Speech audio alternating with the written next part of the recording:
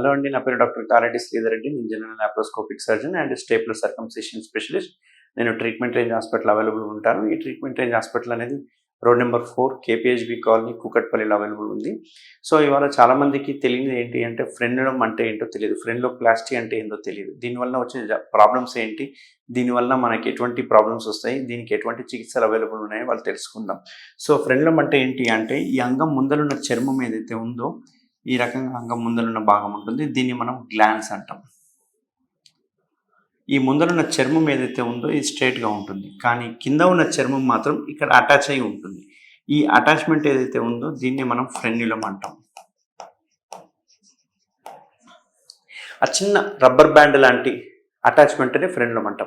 ఈ ఫ్రెన్యులం యూజువల్గా కింద అటాచ్ అయి ఉండాలి. అట్లా కింద అటాచ్ అయినప్పుడు చర్మం వెనక్కి అన్నప్పుడు కూడా ఏమి ఇబ్బంది ఉండదు, వాళ్ళకి ఇంటర్ కోర్స్ అప్పుడు కూడా ఇబ్బంది ఉండదు. కానీ చాలామందికి ఏమవుతుందంటే ఈ ఫ్రెన్యులం ఈ ప్లేస్లో కాకుండా కొంచెం పైన అటాచ్మెంట్ ఉంటుంది, ఇంకొందరికి పైన అటాచ్ అవుతుంది, ఇంకొందరికి యూరిన్ పోసుకునే రంధ్రం దగ్గర అటాచ్ అయి ఉంటుంది. ఇట్లా అటాచ్మెంట్ పైకి అటాచ్ అయ్యే వాటిని మనం హై అటాచ్డ్ ఫ్రెన్యులం అంటారు. ఈ హై అటాచ్డ్ ఫ్రెన్యులం ఉండడం వల్ల ఏమవుతుందంటే చర్మం వెనక్కి లాగినప్పుడు ఈ చర్మం ఇట్లా వెనక్కి లాగినప్పుడు ఇది కొంచెం బెండ్ ఉంటుంది. అంటే ఈ పెనిస్ ఏదైతే ఉందో స్ట్రైట్ కాకుండా బెండ్ అయిపోతుంది. బెండ్ వలన కొందరికి ఇంటర్కోర్స్ చేయడానికి రాదు. ఒకవేళ బలవంతంగా చేసినా కానీ ఒక్కోసారి బ్లీడ్ అయ్యే అవకాశాలు ఉంటాయి, విపరీతమైన పెయిన్ ఉండే అవకాశాలు ఉంటుంది. కొందరికి ఫ్రెన్యులం వల్ల ఈవెన్ అంగస్తంభన ఇష్యూస్ కూడా వస్తుంటాయి, ఎరెక్టల్ డిస్ఫంక్షన్ కూడా వస్తుంటాయి.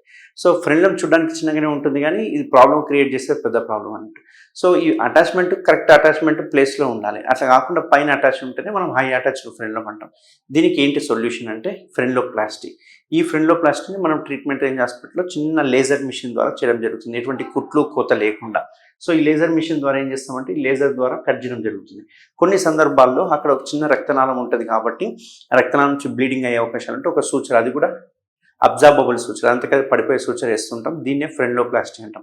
సో దీన్ని ఏం చేస్తామంటే ఈ అటాచ్మెంట్ ఏదైతే ఉందో ఈ అటాచ్మెంట్ని కట్ చేసి ఇక్కడికి తీసుకొచ్చేస్తాం, అంటే మళ్ళీ యథావిధిగా నార్మల్ ప్లేస్కి తీసుకొస్తాం. బట్ నేను యూజువల్గా అన్ని వీడియోస్ చెప్తూ ఉంటాను, ఒట్టి ఫ్రెన్యులోప్లాస్టీ చేయడం వల్ల 100కి 100% రిజల్ట్ ఇవ్వలేము. ఎప్పుడైనా ఈ ఫ్రెన్యులోప్లాస్టీతో పాటు సర్కంసిషన్ అంటే ముందరున్న చర్మాన్ని కూడా తీసేస్తేనే 100% రిజల్ట్ ఉంటుంది.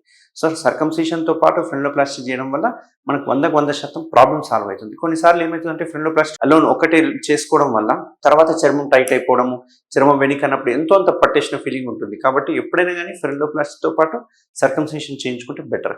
సో ఎవరికైనా ఇట్లా హై అటాచ్డ్ ఫ్రెన్యులం ఇట్లా టైట్ ఉండడము, లేకుంటే అంగస్తంభన ఇష్యూస్ రావడము, లేకుంటే ఈ టైట్నెస్ వలన ఓసారి బ్లీడ్ అవుతుంది, కలిసినప్పుడు బ్లీడ్ అవ్వడం, ఇట్లాంటివి ఉంటే తప్పకుండా నన్ను కన్సల్ట్ అవ్వండి. నేను ట్రీట్మెంట్ రేంజ్ హాస్పిటల్ అవైలబుల్ ఉంటాను. Thank you Sridhar Reddy sir. Thank you doctor Sridhar Reddy sir.